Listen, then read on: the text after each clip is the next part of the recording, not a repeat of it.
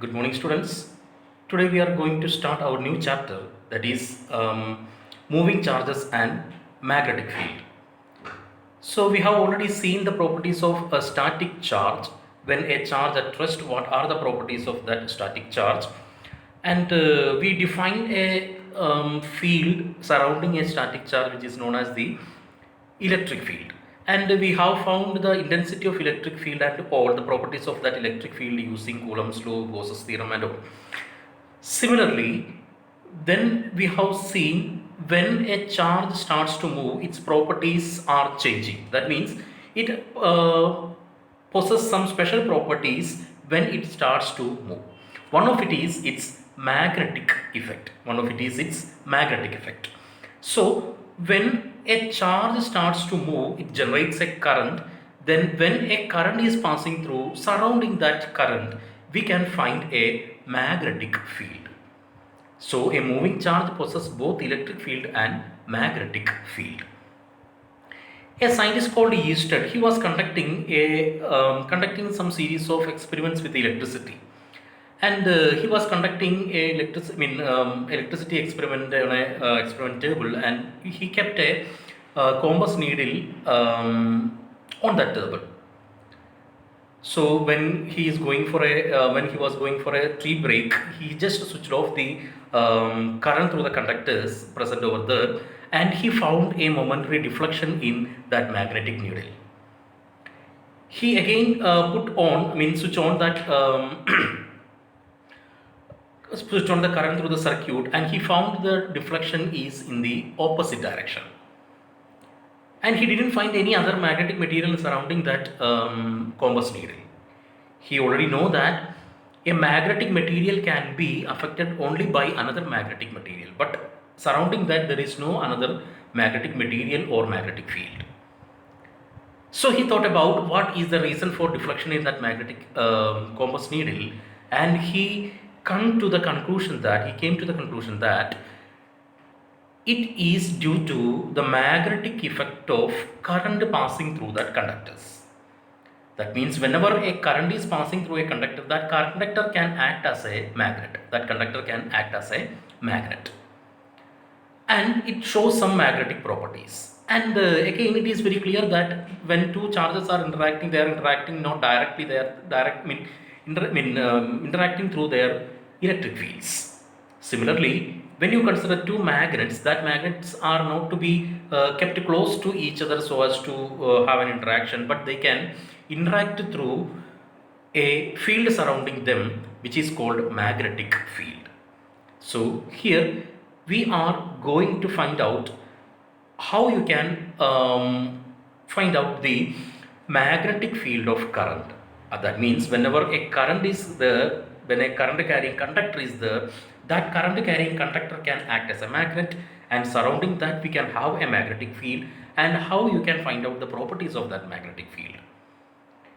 In case of static electricity, to find out the properties of electric field, we can make use either your Coulomb's law or Gauss theorem. Similarly, here also in magnetism, if you want to find out the properties of magnetic field, we can make use a theorem called Biot-Savart law. It is known as the Biot-Savart law. This Biot-Savart law is very similar to your Coulomb's law. And Biot-Savart law is used for finding, generally it is used for finding the magnetic field intensity due to some current carrying conductors. That current carrying conductor may be in any shape. So Biot-Savart law is used for finding the magnetic field intensity due to current carrying conductor. So before going to the details of magnetic field, we have to define what is Biot-Savart law. So I already told you Biot-Savart law is very similar to your Coulomb's law, and it follows inverse square law. So we can go for the definition for and description for Biot-Savart law. Okay, so we can start with our magnetic moving charges and magnetism.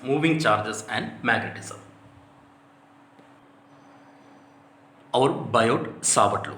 I already told you Biot-Savart law is used for finding magnetic field intensity due to some current carrying conductors.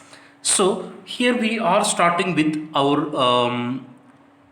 Biot-Savart law and how you can define Biot-Savart law and how you can make it use for finding the magnetic field intensity due to some special kind of current carrying conductors. So you just consider a current carrying conductor SY.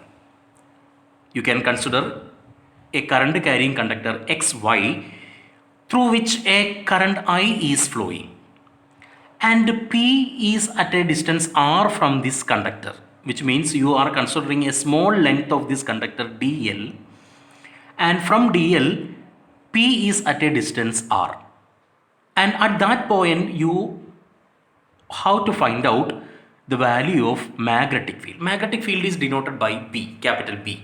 So dB, magnetic field is also a vector quantity.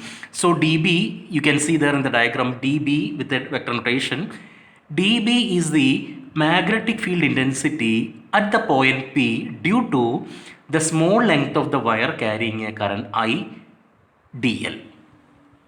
And remember, this dl and r makes an angle theta between them. dl and r makes an angle theta between them. So Biot-Savart law says magnetic field intensity due to a current carrying element is directly proportional to I. What is I? The current flowing. Proportional to dl. What is dl? Length of the current carrying conductor. And sine theta. What is theta? Theta is the angle made by current carrying element and the position vector of the required point. So theta is the angle between dl and r and inversely proportional to r square. What is r? The distance from the current element to the required point.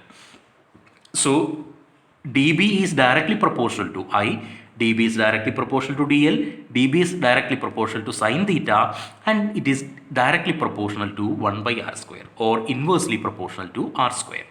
So dB is equal to I dl sine theta divided by r square. And that proportionality you can change into equality by adjusting with a constant, and that constant is mu 0 by 4 pi, where mu 0 is the permeability of free space. In electricity, we have epsilon 0, that is a permittivity. Here you have mu 0, the permeability. So dB is equal to mu 0 by 4 pi IDL sine theta divided by r square. So mu 0 by 4 pi IDL sine theta divided by r square, and I just multiplied and divided by r. So mu 0 by 4 pi into IDL sine theta r divided by r cube. And dl is a vector and r is also a vector. So dl r into sine theta, that is magnitude of one vector into magnitude of another vector into sine theta. So that can be taken as a cross product. So mu 0 by 4 pi I into dl cross r divided by r cube. That is the vector form of Biot-Savart law. In the vector, in terms of vectors, you can write it as dB is equal to mu 0 by 4 pi I dl cross r divided by r cube. And dB is given by mu 0 by 4 pi IDL sine theta by r square. That is the mathematical expression for Biot-Savart law. That is the mathematical expression for Biot-Savart law. So dB proportional to I, proportional to dl, proportional to sine theta, and inversely proportional to r square. That is dB proportional to I dl sine theta divided by r square. So dB is equal to mu 0 by 4 pi I dl sine theta divided by r square. What is actually dB? dB is the magnetic field produced by small length dl. Small length dl.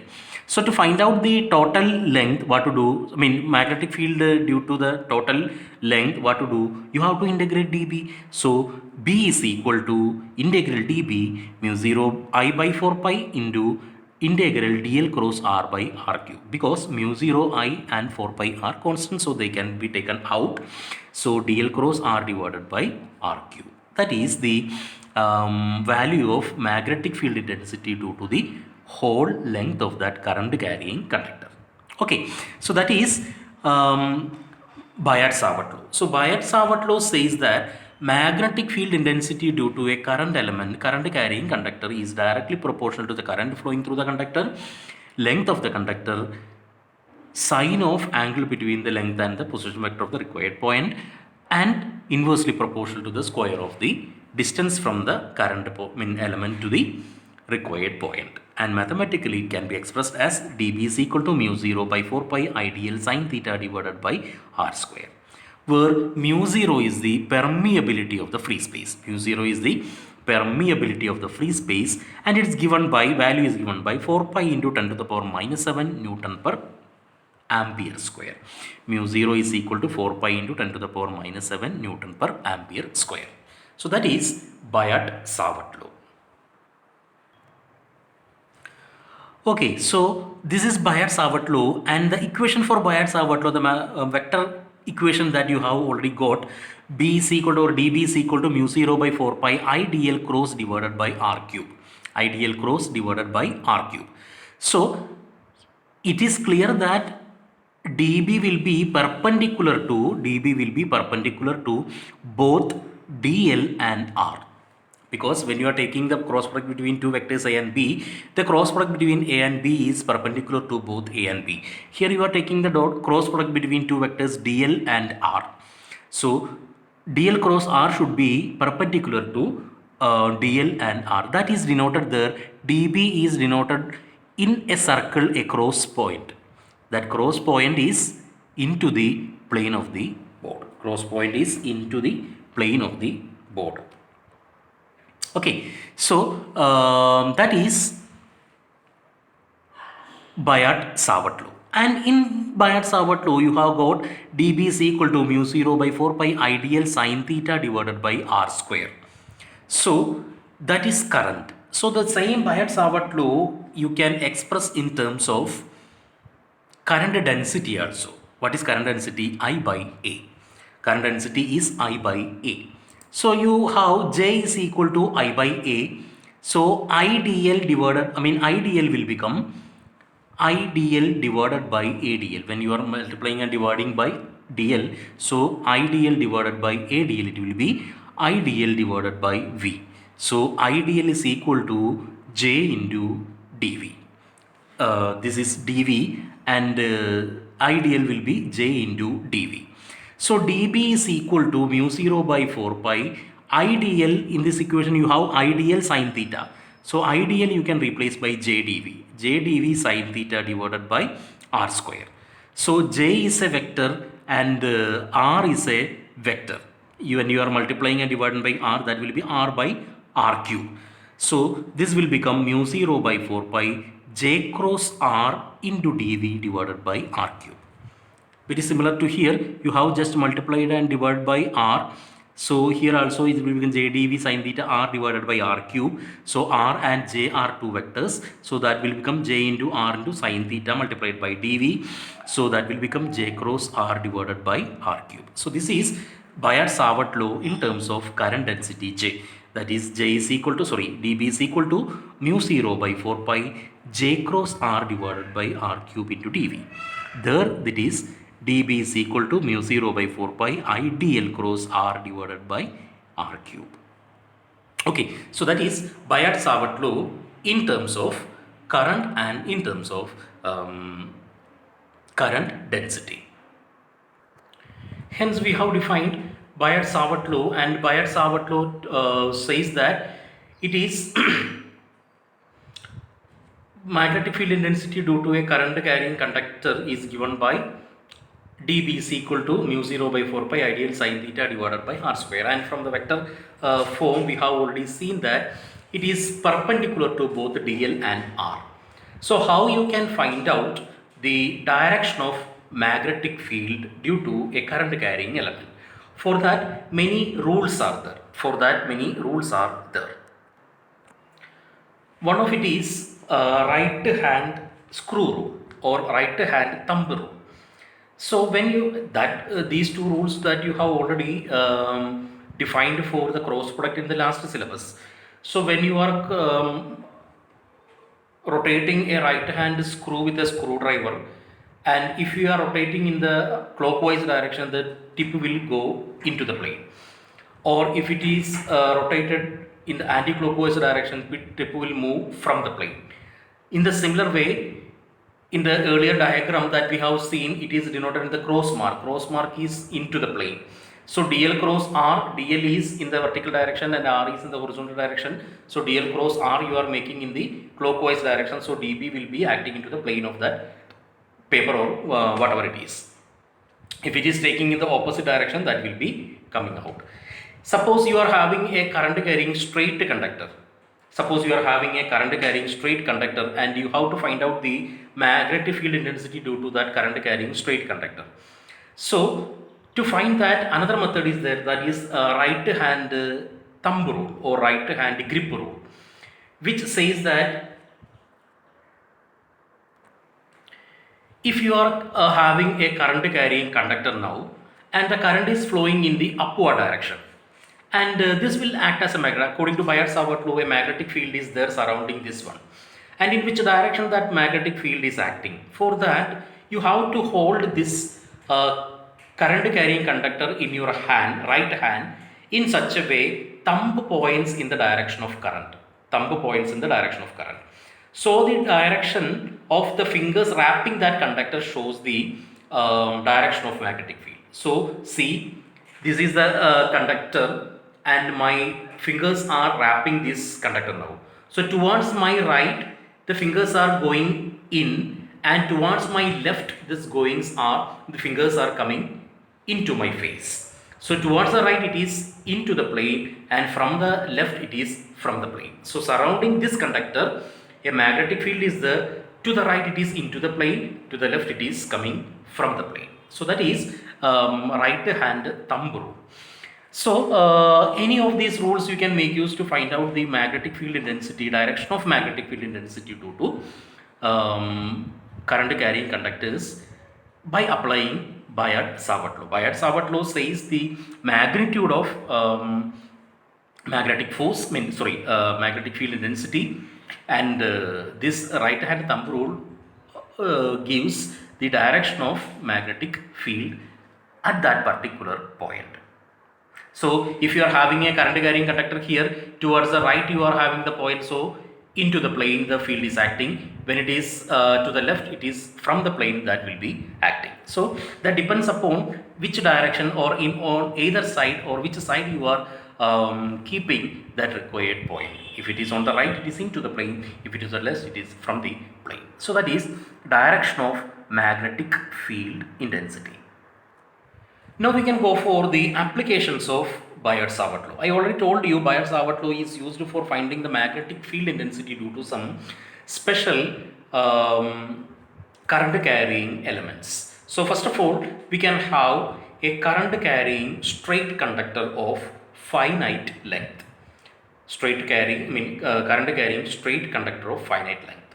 From the finite length, we can go for infinite length also. That is, first of all, we are starting with a current carrying straight conductor of finite length. So we can apply Biot-Savart law for finding the magnetic field intensity due to that current carrying straight conductor. So we will see that. You can see the diagram there. There we have a current carrying straight conductor of finite length, and P be the point where we have to find out the magnetic field intensity, which is at a distance r from the conductor. R is a straight distance from the conductor to that required point. And see, the end points D and C, the end points of the conductor D and C are making angle phi 1 and phi 2 with R. Phi 1 and phi 2 are the angles made by D and C at P with R. And we have to apply our Biot-Savart law. And the method of applying Biot-Savart law is, we are finding the field intensity due to a small current element, and we are integrating for the whole. So for that, you have to consider a small current element of length dl EF. and that EF is at a distance x from the required point P, and DL carries a current I. DL carries a current I, and EF makes an angle d phi at P, and theta is the angle made by DL and the required point, position vector of the required point. Theta is the, you can see EFG, angle EFG is theta, that makes the angle between DL and the position vector of required point P. Here it is x. So dB, according to Biot-Savart law, dB is equal to mu 0 by 4 pi IDL sine theta divided by x square. dB is equal to mu 0 by 4 pi IDL sine theta by x square, because dB is due to DL and DL is at a distance x from the required point P. DL is at a distance x from the required point P, and DL is very small element. So both E and F are at a same distance x from the point P. It's an assumption. So from the triangle EFG, DL sine theta equal to EG, which is equal to x d phi. DL sine theta is equal to EG, which is equal to x d phi. So DL sine theta you can replace by x d phi. So what will happen to that equation? dB is equal to mu 0 by 4 pi I d phi divided by x. Mu 0 by 4 pi I d phi divided by x. Okay, so dB will become mu 0 by 4 pi I d phi divided by x. But when you consider x and r with the angle phi, so from that triangle QEP, x is equal to r by cos phi. X is equal to r by cos phi. So dB will become mu 0 by 4 pi I cos phi d phi divided by r. Because x is equal to r cos phi, so cos phi will go up and r will come down. So dB is equal to mu 0 by 4 pi I cos phi d phi divided by r. And due to the hole conductor, means to find out the field due to the hole conductor, B is equal to integral minus phi 1 to phi 2 dB. Minus phi 1 to phi 2 dB. Why we are taken the limit of integration minus phi 1 to phi 2? Because this is integral on d phi. What is phi? Phi is the angle made by the endpoints at P. So when you consider the whole conductor, C makes an angle minus phi 1 and D makes an angle phi 2 with P.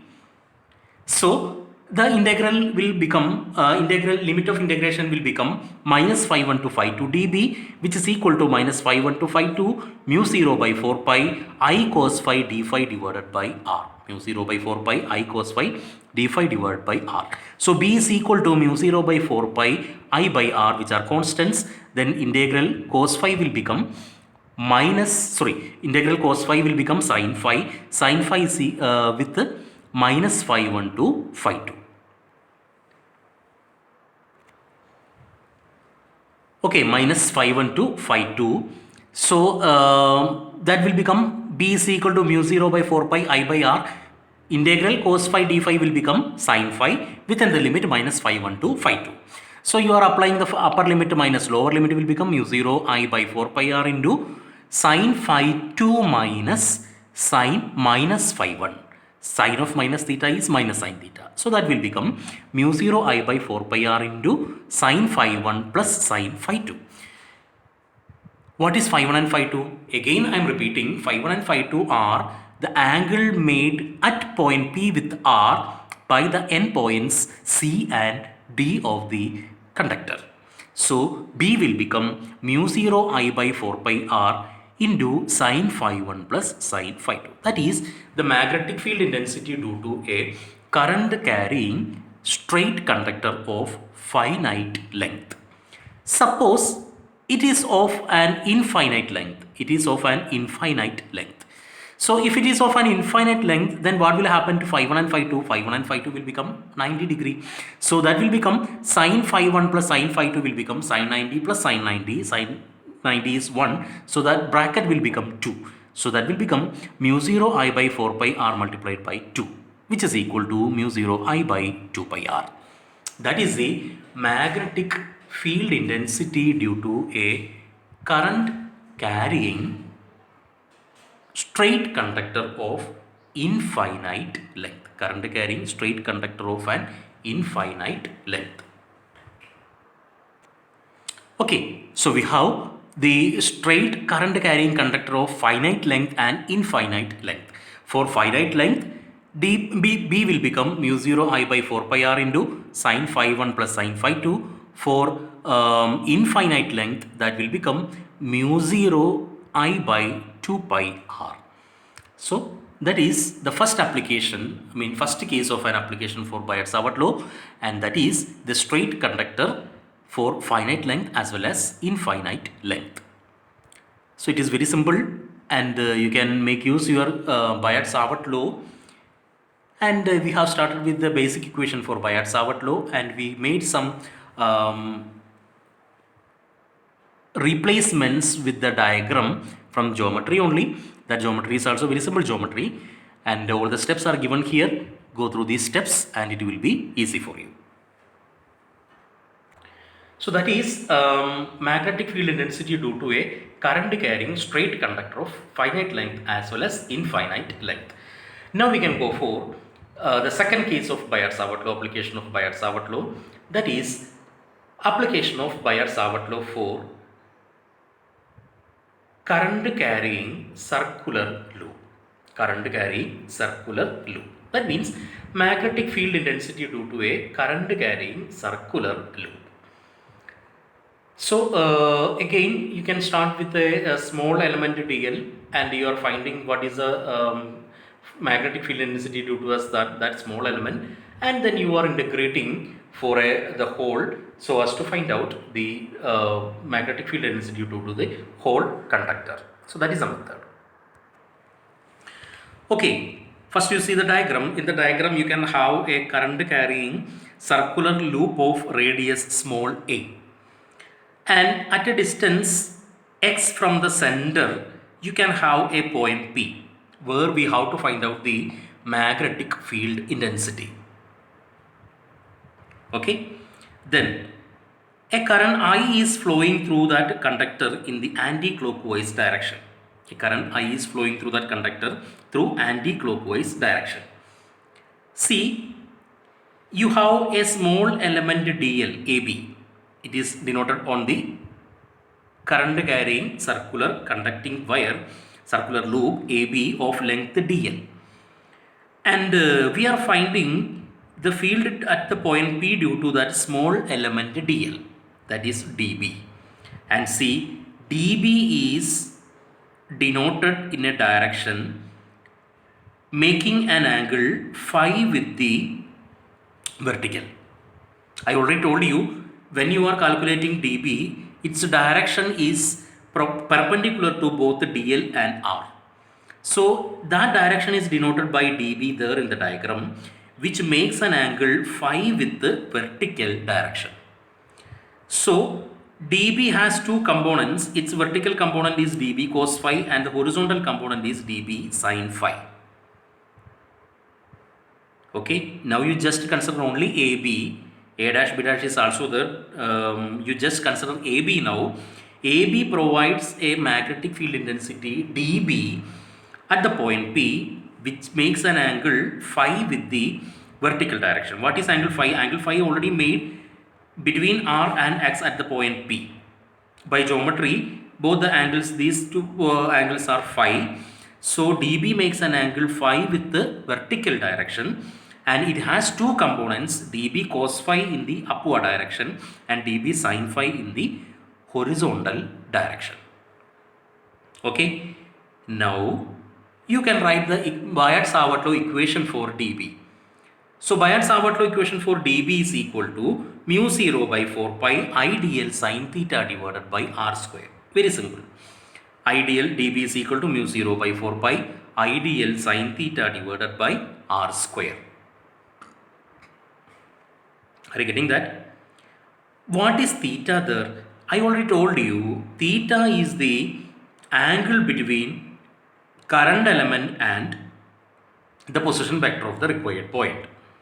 When you consider a circular ring and R, between DL and R, angle will be always 90 degree.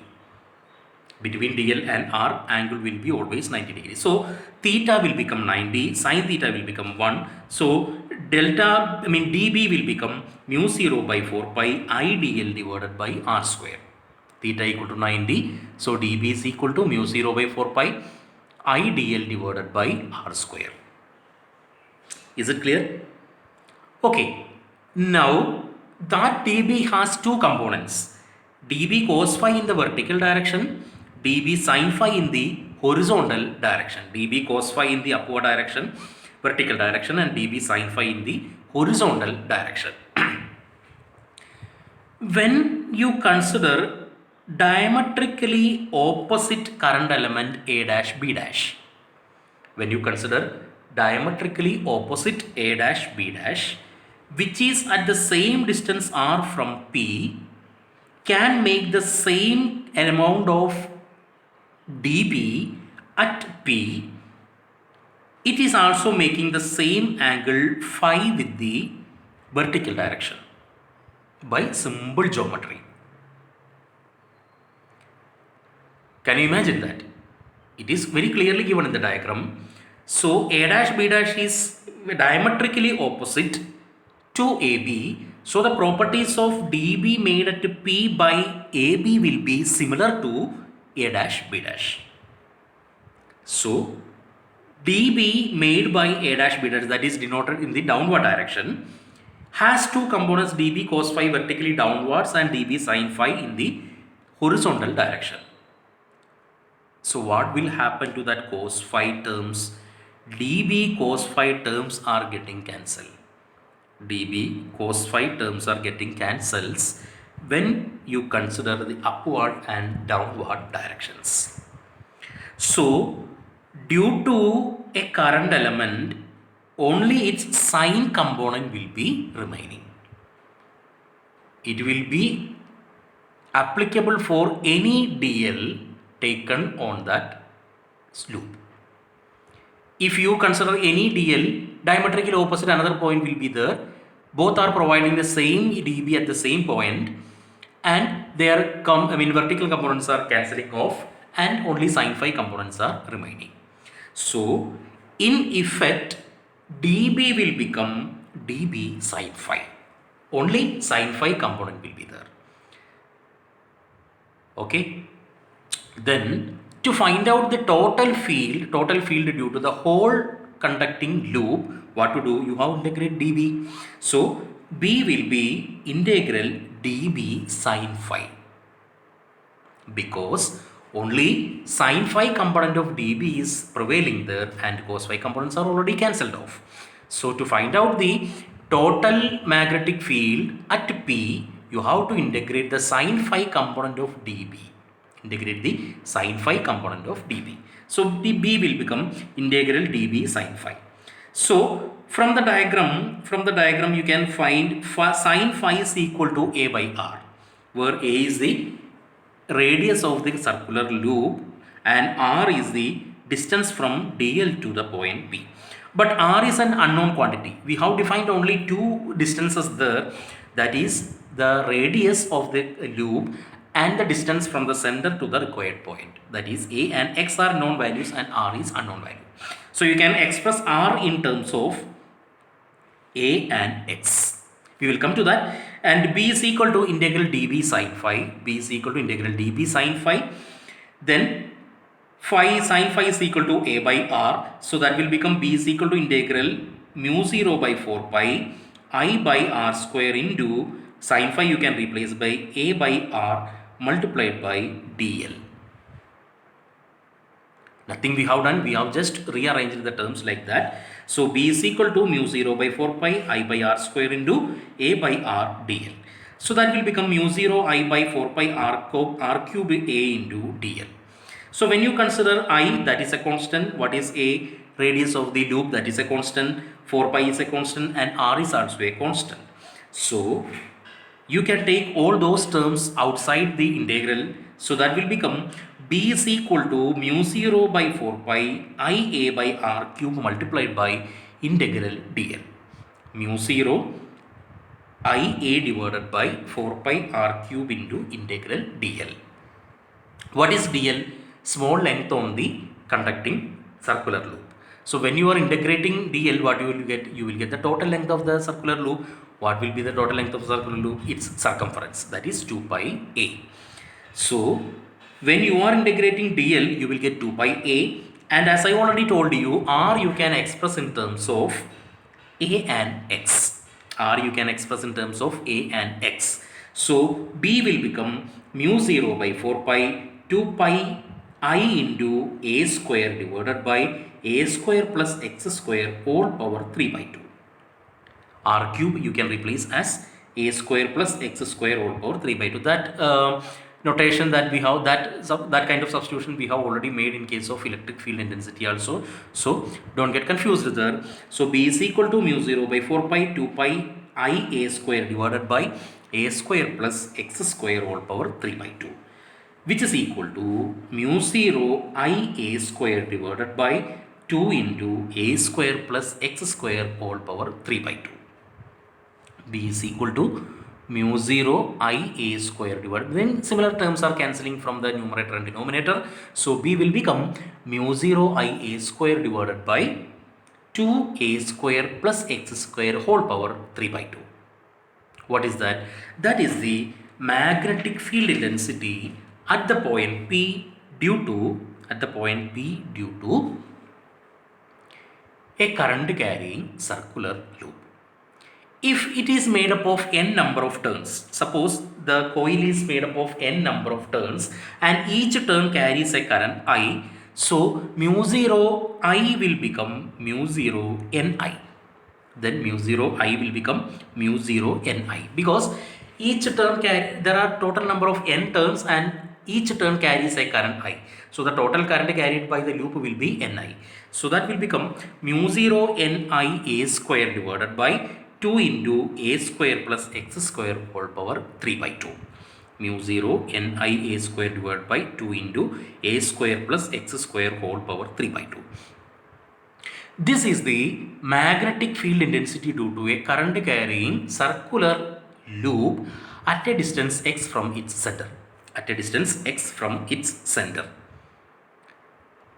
Suppose x equal to 0. Then what will happen? It will come to the center of that circular loop. When x equal to 0, the point P lies at the point O. What is O? The center of the circular loop. So when you make x equal to 0 in that above equation, that will become mu 0 Ni a square divided by 2a cube. So a square and a square get cancels. That will become mu 0 Ni by 2a. If it is a single coiled one, then will become mu 0 I by 2a. If it has n number of turns, that will become mu 0 Ni by 2a. That is the magnetic field intensity at the center of the circular loop. Is it clear? You just go through the diagram thoroughly, and from the diagram only we have made all these things. We just used our Biot-Savart law equation, and from there you are making use our geometrical aspects so as to find out the magnetic field intensity there. So in your textbook, one more is given: magnetic field at the center of a circular current carrying loop. Both are having the same derivation, so that you can repeat by the same. So this is the same case: circular current carrying circular loop and carrying circular at the center. That means current magnetic field intensity at the center due to current carrying circular loop. Both are same. You can make use the same for both case. Okay, that is in the page number 322. It is given the third case, but that third case is also the second case itself. So you can go through that and make use this description for that also. So that is the magnetic field intensity due to current carrying circular loop. So we have applied Biot-Savart law for finding the magnetic field intensity due to two geometries, but for different cases. That is, one for magnetic field intensity due to a straight conductor of infinite length, finite length first, then magnetic field intensity due to current carrying conductor, a straight conductor with infinite length, then current carrying circular loop at a distance x from the center, then at the center of the circular loop. So that are the applications of Biot-Savart law. So I told you Biot-Savart law is very similar to your Coulomb's law. And in electrostatics, we have defined Coulomb's law, and we found Coulomb's law is insufficient or difficult to find out some cases. So we have defined another law, very simple law for finding the field intensity, that is Gauss theorem. Similarly, here also in magnetism, instead of this Coulomb's law, we have another alternate method also, and that method we will discuss in the next class. So that's all for today, and we will meet in the next class. Bye.